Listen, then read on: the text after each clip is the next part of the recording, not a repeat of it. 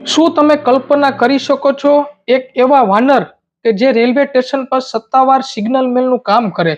એક બે દિવસ નહીં, પર પૂરા 9 વર્ષ સુધી. આ વાનરનું નામ છે જેક. એક એવો વાનર કે જેને રેલવે નોકરી આપી, પગાર આપ્યો અને તેણે એક પણ ભૂલ કર્યા વગર હજારો ટ્રેનો દોડાવી. આ સત્ય ઘટના 1880ના દાયકાની છે. સ્થળ દક્ષિણ આફ્રિકાનું એક ટ્રેન સ્ટેશન. ત્યાં જેમ્સ વ્હાઇટ એક સિગ્નલ મેન જેણે એક અકસ્માતમાં પોતાના બંને પગ ગુમાવ્યા હતા. હવે તે લાકડાના ટેકે માંડ ચાલી શકતો હતો અને સિગ્નલ બોક્સ પર કામ તેના માટે લગભગ અશક્ય બની ગયું હતું. અને આ મદદ લાવ્યો એક મોટો મજબૂત બેબૂન વાનર જેનું નામ હતું જેક. જેમ્સે જેકને નાનપણથી જ તાલીમ આપવાનું શરૂ કર્યું. તેને શીખવ્યું કે કયો અવાજ કઈ ટ્રેનનો છે અને કયો ઈશારો કઈ સિગ્નલ માટે છે. થોડા જ સમયમાં જેક એક સંપૂર્ણ રેલવે કર્મચારી બની ગયો હતો અને તેનું કામ હતું ટ્રેન આવતી હોય ત્યારે તેનો અવાજ ઓળખવો, જેમ્સ તરફથી હાથના ઈશારા અથવા બોલેલા આદેશને સમજવો અને પછી બિલકુલ ભૂલ કર્યા વિના સાચી સિગ્નલની લીવર ખેંચવી, જેનાથી પાટા બદલાય અને ટ્રેન સફળતા રીતે આગળ વધે.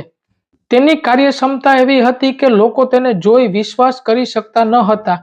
એક વખત એક નિરીક્ષકે જેકને આ કામ કરતા જોયો. તે ગુસ્સે થયો અને જેમ્સે નોકરીમાંથી કાઢી મૂકવાનો આદેશ આપ્યો, કારણ કે પ્રાણીઓનું આ કામ નથી, તેનું આવું કહેવાનું. જેમ્સને વિનંતી કરી કે જેકની સત્તાવાર પરીક્ષા લેવામાં આવે. રેલવેના ઉચ્ચ અધિકારીઓ એક દળ સ્ટેશન પર આવ્યું. પરીક્ષામાં જેમ્સના ઈશારે જેકે એક પણ ભૂલ કર્યા વિના બધા જ સિગ્નલો બદલી આપ્યા. જેકની બુદ્ધિમત્તા અને તાલીમ જોઈને અધિકારીઓ ચકિત થઈ ગયા. પરિણામ એ આવ્યું કે જેકને સત્તાવાર રીતે રેલવે કર્મચારી તરીકે માન્યતા આપવામાં આવી.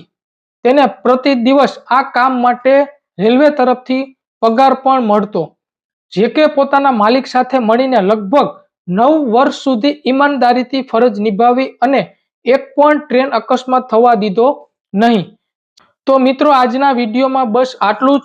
જો તમને આ માહિતી ગમી હોય તો વિડીયોને લાઈક કરજો, તમારા મિત્રો અને પરિવાર સાથે શેર કરજો અને જો તમને આ ચેનલ પર નવા હોય તો આવા વધુ વિડીયો જોવા માટે અમારી ચેનલ સબસ્ક્રાઇબ કરવાનું ભૂલશો નહીં.